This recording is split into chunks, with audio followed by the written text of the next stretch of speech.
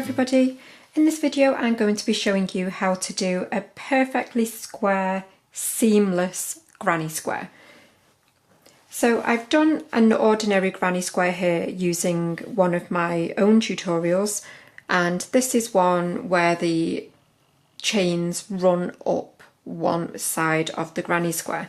And it may not be obvious to you in a solid yarn like this, but sometimes if you're using variegated yarns and things, the seam can actually become really quite obvious as you work up. So you can see here, if I just bring my hook, you can see my chain threes are running up this particular granny square along here. So again, to an untrained eye, it might not be obvious, and especially in a solid colour, but as I say, in variegated colours especially, and sometimes in certain solid colours as well, they can be really obvious. So you can see that mine is running on a zigzag up there, and it would continue like that throughout the whole of a granny square, no matter how big it got. But also the other thing in this tutorial that I'll be showing you is how to keep them perfectly square. So again, on smaller granny squares, it's not massively obvious. Obviously this is a small one and it's still perfectly square and everything's facing as it should.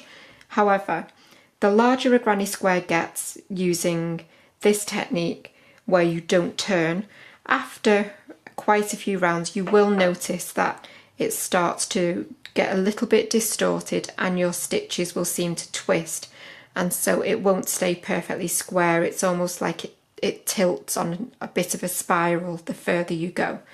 So in this tutorial I will be showing you how to keep them absolutely perfectly square. No matter how big you make your granny square, it will stay perfectly square. It won't twist or anything like that, and I will be showing you how to make it seamless. So if you take a good look at this granny square, I will just hold it still for just a minute. I don't think you will be able to tell where each round has started or finished. I don't think you'll be able to tell. But this is the seamless granny square, but I will tell you now that it has, all of my rounds have started and ended up this diagonal corner here. But as I hold it, you probably cannot tell at all. So this tutorial will be perfectly straight granny squares that don't distort or twist, and also how to get a completely flush and seamless join so that there's no zigzaggy stitches working up your beautiful projects. So let's crack on. So I'm literally just using some leftover Paintbox Chunky to do this. I do find that it's easier to use a chunky yarn for demonstrating things. So you want to start with your slip knot on your hook, and then you're going to chain 4. So yarn over and pull through. 1, 2, 3, 4. Now we want to make this into a circle for us to work all of our stitches into. So in that very first chain, just next to your slip knot, you're going to insert your hook and slip stitch. So that means to yarn over and pull through both of those loops. And that there now has given you a little circle that you'll be able to work your first round of stitches into. So we want to start by chaining 2. You can chain 3 to be at the height for your trebles, but I think it hides the join even more if you just do a chain 2. So that is going to count as our first treble. So remember, these are UK terms. In the US, all of these stitches are double crochet. So you want to do your first UK treble, so you want to yarn over, insert into that centre ring that you created, yarn over and pull up, and you'll have 3 loops on your hook, and you're going to yarn over and pull through the first 2 loops, yarn over and pull through the second 2 loops. So that is your first treble. You then want to do one more treble, so yarn over again, go back into that centre circle, yarn over and pull up. Again, you've got your 3 loops, and you're going to yarn over, pull through the first 2, and yarn over again and pull through the second 2. And so that creates the first little section of your square. So for the corners I only chain 2, so 1 and 2, and that is going to create our first corner space. And then we're going to go back into that centre circle again, and we're going to do our next set of 3 trebles. So yarn over and insert and pull up, and then yarn over, pull through 2, yarn over, pull through 2. So you're going to do that 2 more times, because all of these are going to be in sets of 3. Yarn over, pull through the final 2. So 1 more.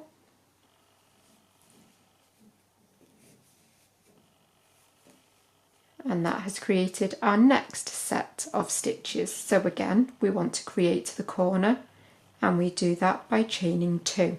And so you want to have 2 more sets of these 3 trebles now. So I'm going to speed up just a little bit, but obviously you can pause if you want to. So you want 3 more trebles. So 1,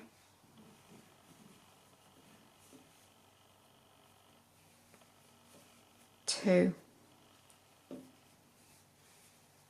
and 3. So we've now got 3 sides to our square here. So we want to create the next corner. So you're going to chain your 2 stitches, and then we're going to do our 4th and final set of 3 trebles.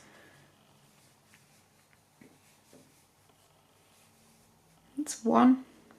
You may need to pull your stitches around ever so slightly to make them all fit in. So final treble for this round, and I now have got 4 sets of 3 trebles, and they are separated by the chain 2, which has created our corners.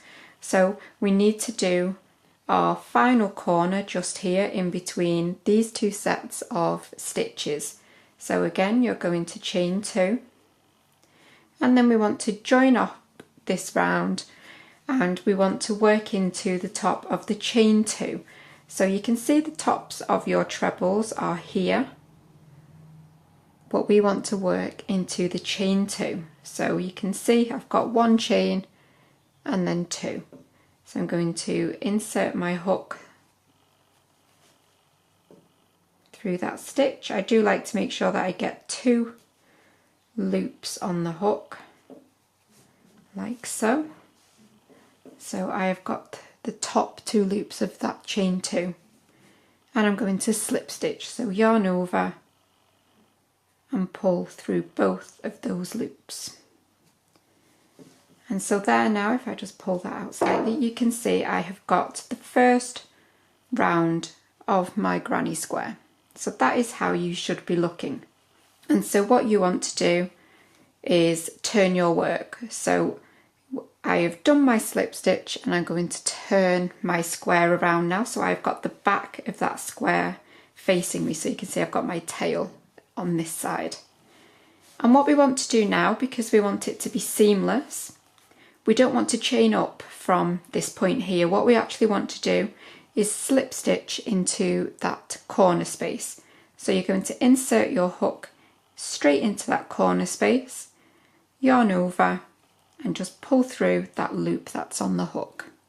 And so now we're working straight up from that corner space.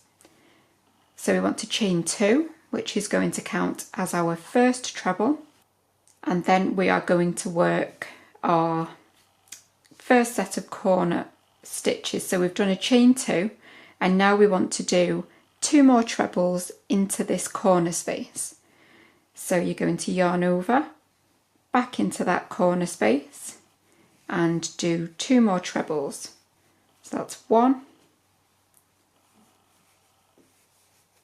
and 2, and we will finish off this corner space when we get back round to the other side in just a minute.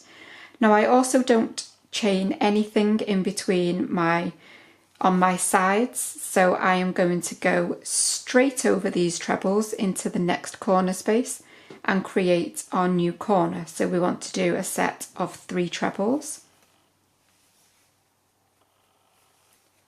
1, 2, and 3, and we need to create our corner.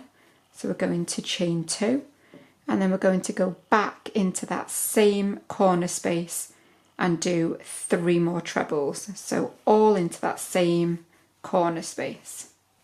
So that's 1, 2, and 3. So you can see now that that has created a brand new corner in that space. So again, we're going to jump straight over this next set of trebles from the previous round, and we're going to go straight into a new corner stitch. So 3 trebles, 1,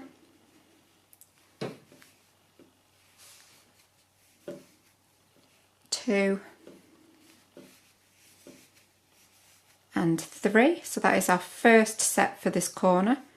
Create your corner with your chain 2, and then all back into that same chain space you're going to do your next 3 trebles. 1, 2,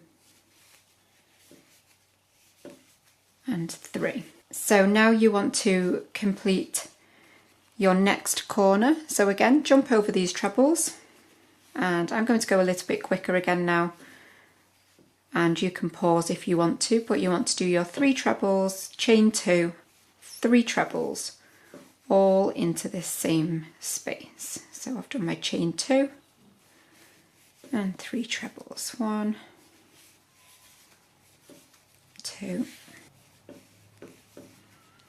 and 3. And so we're on the final section now, the final space. So we've already done half of it because we've already done our 3 trebles. So we need to just do another 3 trebles. So into that corner space, you're going to do your 3 trebles. 1, 2, and 3. But obviously we need to create the actual corner now by doing a chain 2. And then we're going to slip stitch again into the top of that beginning chain 2 from where we started from. So you're going to count up 1 and 2,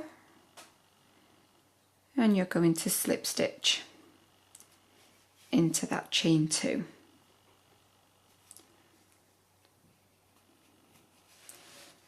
And again, that is round 2 complete.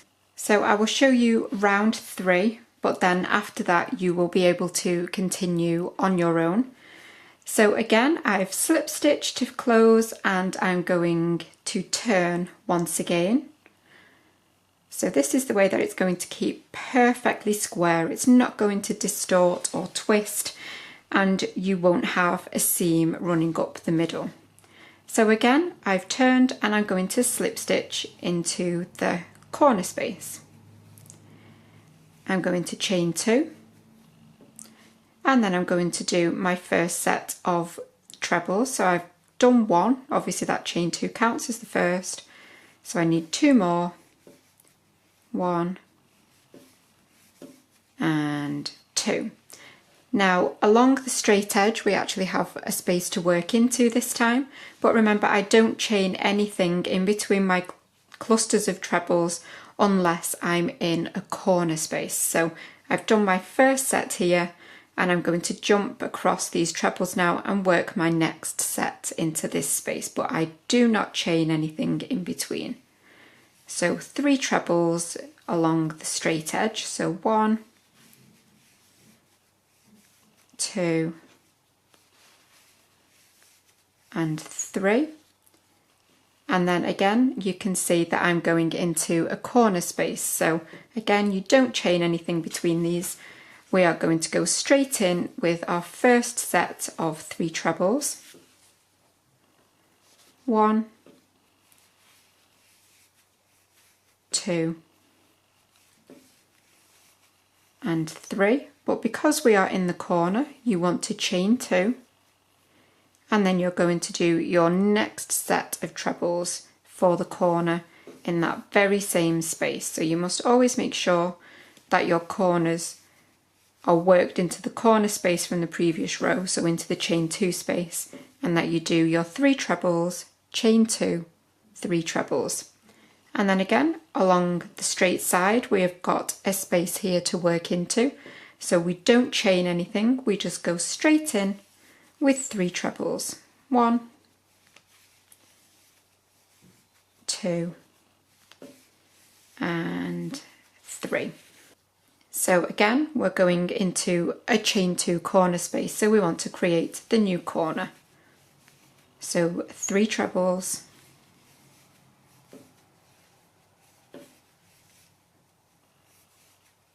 chain 2, and back into the same corner space, a further 3 trebles,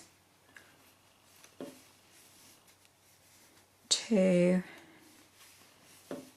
and 3. So if you want to continue working that around now and do your set of 3 trebles into the straight edge space and a new corner into the next corner space, so your 3 trebles, chain 2, 3 trebles, and then you've got one final straight edge to do on this side, and then I will meet you back at that final edge, but I'm just going to keep going here. So my 3 trebles and a new corner, and like I say, you can always skip ahead or pause depending on how fast you're working this. So I'm in a corner, so I need to do my chain 2 and my 3 trebles back in the same space. 2 and 3. And so my final straight edge now, and I'm going to work my 3 trebles. So remember, don't chain anything along the straight edge. 2 and 3. So I am now back to my very first corner space where we started from. If you're literally only just starting out, it can sometimes get a little bit confusing as to where your round needs to finish. So in that case, you can always pop a little stitch marker or a little scrap of different coloured yarn just through the top of that chain 2 space there, that chain 2, sorry, or in between your trebles, just so that you know that this cluster of 3 stitches is the first cluster that you did of the round, and that is where you need to finish the round as well. So I've done my straight side here, and I've worked half of this corner, so I need to work the other half of the corner. So I need to do my 3 trebles, 2 and 3. And then again, always remember to do that final chain 2 to make the corner, and then we're ready to close the round with a slip stitch to the top of that chain 2. And so you can see now that my square is perfectly square. It's not distorting, it's not twisting, and you can't see a seam or anything running on any side or any lumps and bumps or anything. It is seamless. So you should be able to use that now to carry on to make this as massive as you want. So you always just remember that once you've closed your round with that slip stitch, you're going to turn and slip stitch back into that corner space. Chain 2, and you're ready to work the round again. So you can always rewind back to the beginning of the last row just to firm up that placement, but you'll do your 2 further trebles because that chain 2 counts as 1, and then you'll work your straight edge trebles and then your corner trebles. But that is it for this tutorial itself. I really do hope that it has been useful for you. I know quite a few of you were asking about seamless granny squares, so I'm hoping that this has answered your questions, and I will see you for another tutorial very, very soon. But bye bye for now.